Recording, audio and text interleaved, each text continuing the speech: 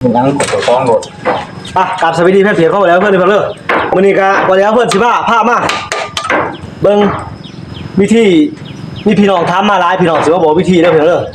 เพิ่นว่าใส่แคลเล็ก1เนี่ยมันมักรุดเดี๋ยวไปถือเด็ก2รุดเดี๋ยวไปถือเด็ก2แล้วบางเทื่อเขา2เด็กความกันไปบ่ไหลพี่น้องมีมาแล้วเพิ่นจะบอกวิธีแก้ได้เพื่อนเลิก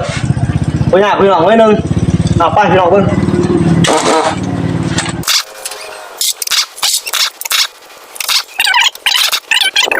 ข้อมูลเต็มที่พี่น้อง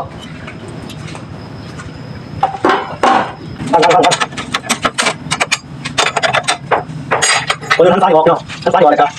นี่จะนับแกนของทำปูเชียร์เด็กเริ่มตัวเดียวสเก่าที่ทางนั้นสร้างที่บนเราคนนี้คือเอาพี่เนาะ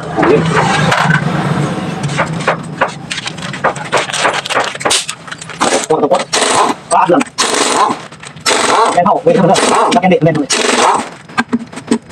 เป็นน้องคนนี้เขาไม่ได้ตอนทอนเข้าใครออกง่ายๆพี่น้องแต่วันนี้โรงพยาบาลเพิ่น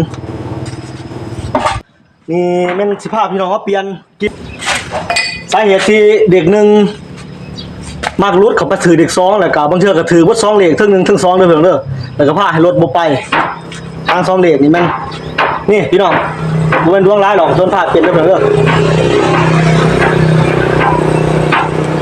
กับนี่ตัวนี้สาเหตุมัน1แล้วก็อัน2นี่มันลองคลิปมันนี่มันเหียนมันบ่เที่ยงนะพี่น้องมันเจอแล้วครับใต้รถคือได้มันเลิกนี่เราเขาจะเฮ็ดให้กับพี่ไปจอยอย่าหัวเราเคยจอยเด้อพวกเฮ็ดคลิปนี่มันบอกผู้เดียวเด้เริ่มเป็นบ้าแล้วเนาะพ่อใหญ่พวกเฮ็ดคลิปนี่มันต้องบ้าครึ่งนึงเด้พวกนี้บอกอะไรผู้เดียวตอบผู้เดียวผู้เดียวจะน้อยเป็นบาทเต็มร้อยจนกันยางนี่หยังยางเสือหัวเป็นบักกันนั้นเขาเสือพวกหัวยางก่อนสิถอดสลักนี่สิถอดหน้าปูขึ้นมาต้องเอาสปริงออกมาก่อนเลยสปริงเป็นสปริงเชเดอร์เด้อแต่ว่ามันยังดินตกขายังเห็นตัวนี้ได้เนาะนี่ขาเชเดอร์เอาขาเดียวพี่น้องขั้นเพียงแต่ตัวนี้บ่ต้องถอดโบลี่แล้วบ่ต้องถอดลายพี่น้องของขาเดียวแล้วก็ยึดแขน2อ่อนแล้วก็ใส่ด้วยเด้อมาเบิ่งก่อนเอาคลิปบอกเด้อพี่น้องเด้อคลิปบอกสิยากแน่พี่น้องเอ้ยมันจะน่าอีกเด้อต้องใส่คลิปโพสต์คลิปนี่เห็นป่ะซุปเป็ดตามภาษาตลาดเด้อพี่น้องเด้อเก็บมาบ่ออกมาเด้อพี่น้องเด้อนี่คลิปตัวนี้พี่น้องใช่เด้บางวันที่บ่แต่ตัวไม้ใส่เข้าไปพี่น้องนี่เดี๋ยวที่ไปไหนนี่ไปเปิดซอฟต์นะบ่ก็พี่ใส่แล้วเมื่อกี้ง่ายๆเด้อพี่น้องเด้อที่ซื้อไปลงไปนี่ที่ผมเคยไปทานนี่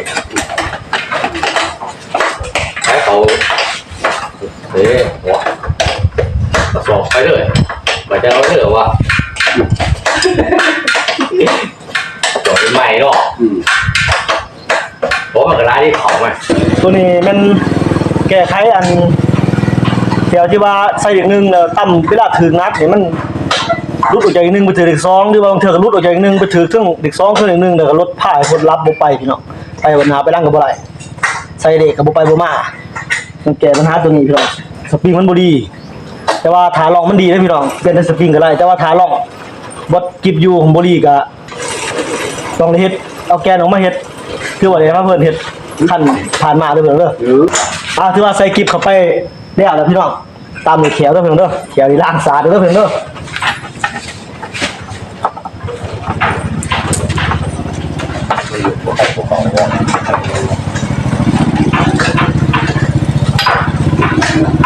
วันนี้ใส่แขวเข้าไปแล้วก็ดูว่านตาม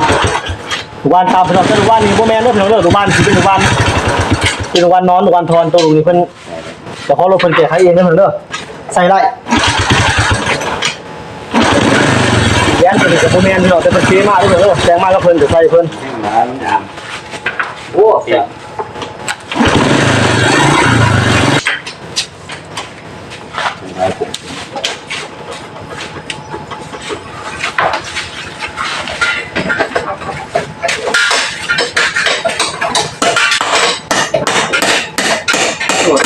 สีก่อนฮะไม่ได้ลองสี เอาบริล่างมาทำความสะอาดด้วยพี่น้องเด้อเพราะว่าแก้ไขของเราผลิตแก้ไขพี่น้อง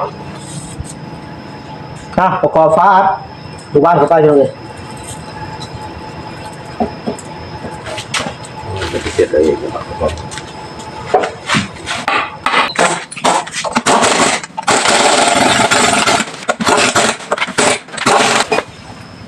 บัดนี้มาหอด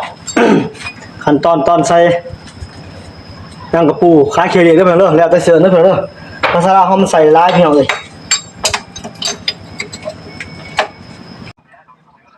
โอ้ยังไงสมมติทุบไปยังไงหรอกแพงเลย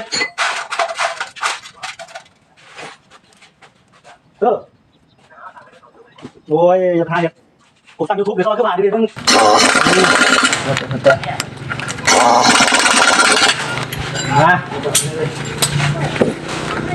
ที่ว่าจบพี่น้องผมก็ขอบใจเรื่องเลิกพักว่าได้ก็แซ่พี่น้องเลย